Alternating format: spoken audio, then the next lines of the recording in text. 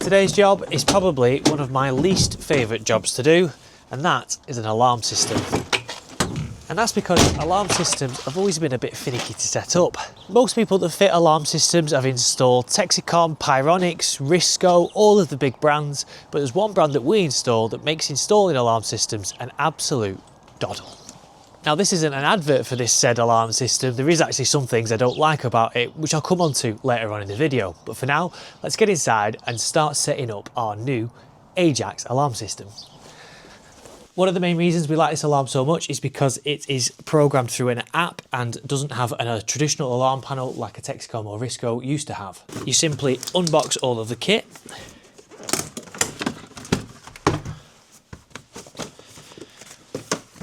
And find the hub, mains, and then Ethernet after that, because it needs an internet connection to connect to the app.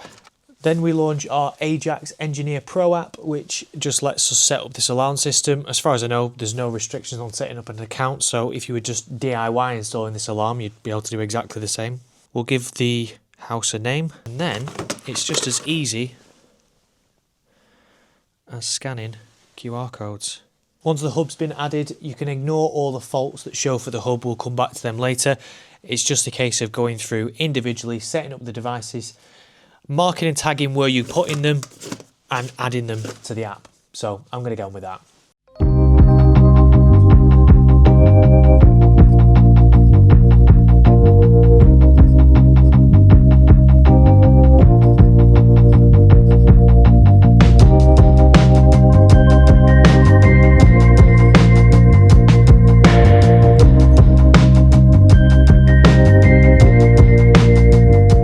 The last three things I'd like to add are the indoor siren, the keypad, and of course the bell box, which I'll come on to a little bit later on.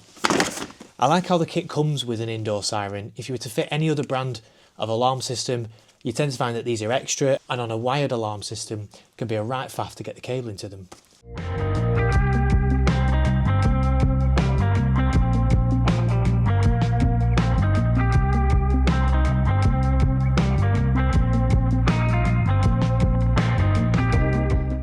That's all the devices added to the app. I've now just got to decommission the old alarm system and start fitting the new AJAX alarm system.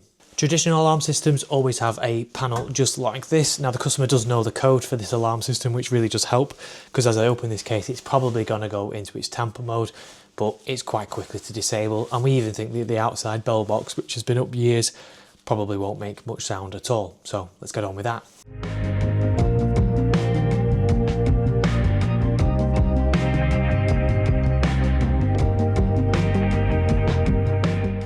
So that is the alarm system now all disconnected. You can see there's all the different wires for the zones. It's actually quite an old traditional style alarm system here. And when I disconnected the power, there wasn't a fuse spare in the bottom here. The power was actually connected directly to the consumer unit in its own breaker. So I've just flicked that off, which means now that the alarm system is completely dead and we can start whipping down the sensors and putting the new AJAX ones up. First sensor we'll start with is the one in the kitchen. Now, inherently alarm systems all have this problem, so it's not a fault just with the AJAX one, but the knockouts for alarm systems have always been a bit finicky. Like, I feel like that should pierce a lot easier than it does, but shoving a screwdriver through it usually does the job. I just feel like there should be actual knockouts rather than just indentations that you've then got to drill out. It's also important to note you don't have to start with the PIR sensors. You could mount the bell box first and do the hardest job first, but I like to leave that till last when I'm absolutely sick to death of the job, and then I do the worst one last. I've actually just managed with a screwdriver to pierce a hole in my finger. I won't show you because that's grim and not fit for YouTube, but we'll just take that up for now so we're not bleeding all over the customer's stuff, especially considering most of it's white plastic. I never got my screwdriver driving license. Screwdriver driving license.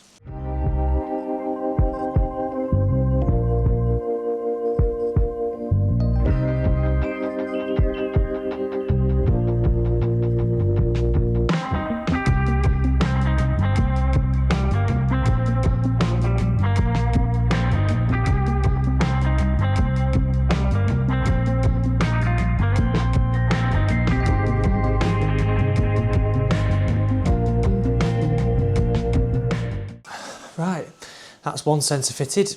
I'm blinded by the sun. There's just 3 more to do.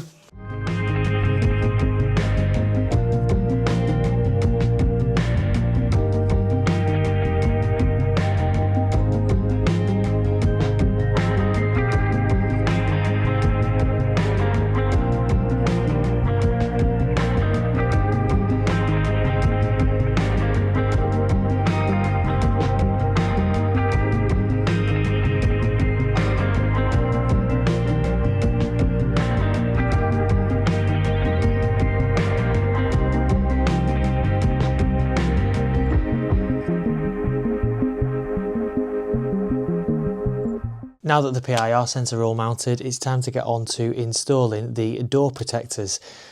This is going to be a bit controversial. Traditionally, you would have screwed the door contacts to doors, but customers these days don't have wood doors. They have nice UPVC plastic doors, and I always feel it's a bit criminal to put some screws into them.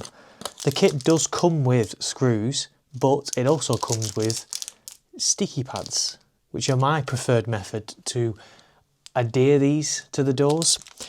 I kind of put it this way: if the magnet's going to fall off, it's going to fall off, and it will tell you through the app that the door's open when you come to set the alarm, so you'll know there's an issue. This would be more of a problem on other alarm brand systems where you have to have an engineer come out and diagnose a fault when things like that happen. But with the AJAX, the app will tell you if there's an issue, and you'll notice that the magnet's sat on the floor. So why not just stick them? The app's also great because if we look at the magnets for these doors, I can see that it says that the door sensor is closed. And if I try and do this when I need free hands, if I pull them apart, it goes to open. It also means when I'm at the door installing this system, I can check whether the contacts are aligned properly and whether the door is open or closed. A lot of more experienced engineers are going to say, well, you should just know, but you don't just know, okay? So I'm going to do it my way. You just peel the back off the sticky tape and give it a good push onto the door.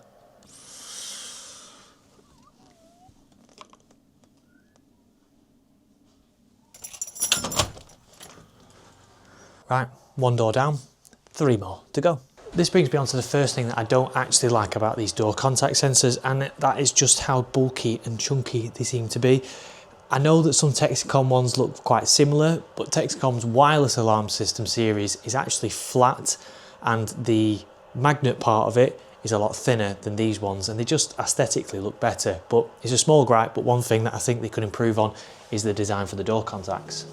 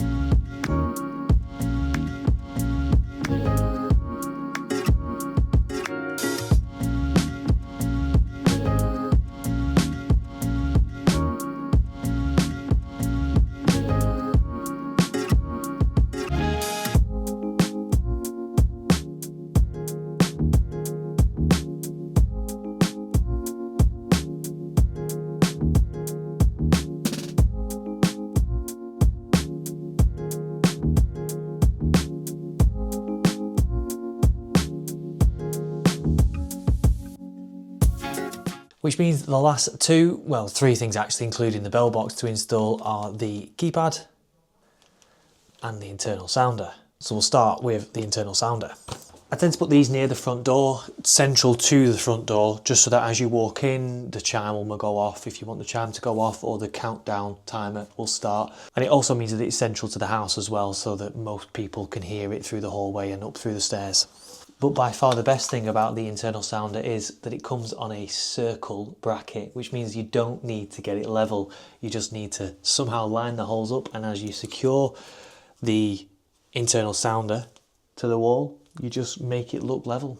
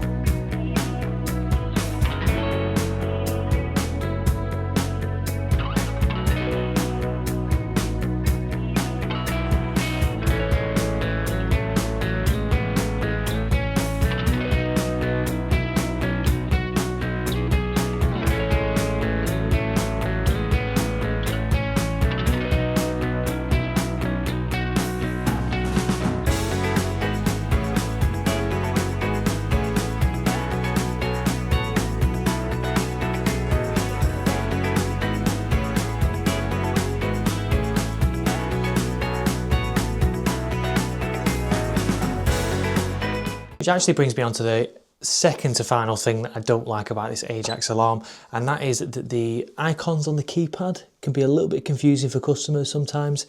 There's a full circle, a semicircle, and a circle with a circle inside of it. I just think they could have designed the icons a little bit better. I kind of get why they've used icons and not words, because words don't translate into other languages as well. This is a Ukrainian brand of alarm system, so Ukrainian words wouldn't mean the same in English, but I just think the use of icons certainly could have been better. And as a last really niggly point on the keypads, they actually moved the icons. I'm fairly sure they moved the icons, don't quote me on this. I thought they always used to be at the top, but now they seem to be at the bottom, so I'm pretty sure they have moved. I might be wrong on that though, so don't quote me. Which means I've left the worst job till last, which is climbing up to install the bell box. And again, this is the final thing that I don't really like about the AJAX alarm system. And it's just the look of the bell box. It's loud enough, and it's battery operated, and it's wireless, and it connects to the app, and it's absolutely fine for everything else. It's just the way it looks.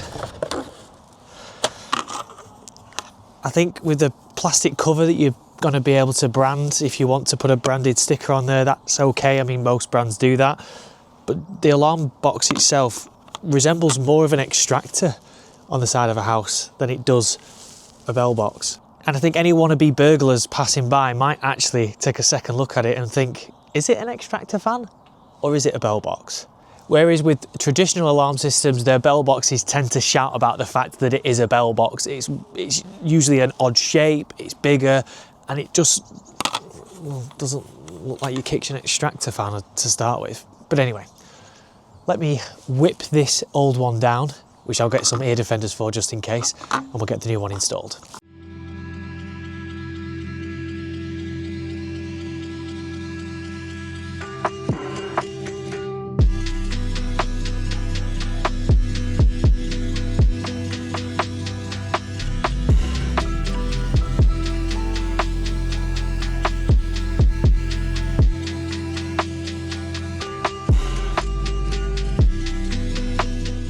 The screws for the bell box are all rusted, like they do when alarms get like 20, 25 years old. So I'm going to have to just try and lever it off the wall.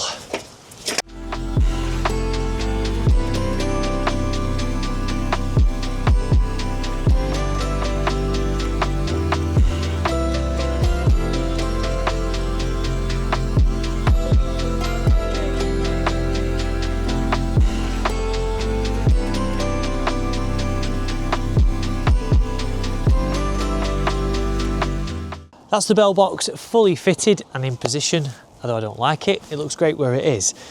Which means the next thing to do is just to set up the customer's phone and configure the alarm exactly how they like it. I like the functionality of the AJAX app. It allows the customer to do more for themselves than an engineer needs to do for them, so they can set zones for night and day, upstairs and down. They can configure automation into the alarm, so the alarm can set itself automatically at midnight and then turn itself off automatically at 6 AM, so you don't have to remember to set it each time you go to bed. and there's so much more functionality than that. There's also other devices that you can bolt onto it as well. Flood detectors and smoke detectors, as well as other sensors, and AJAX even now do wireless fire alarm systems. I'm a big advocate for the brand. I like what they're trying to do. There's a few little tweaks that they can make to their system, the sensors, the keypad, and the bell box, just to make it look a bit more professional when we're installing them. But all in all, I've had a great time installing. In fact, this week actually marks a really important week for our YouTube journey, as we hit 5,000 subscribers this week. So if you've enjoyed this video, which I hope you have, please, it's absolutely free to do. Hit that subscribe button, hit that like button, drop a comment below on something you've enjoyed, and I'll catch you guys in the next one.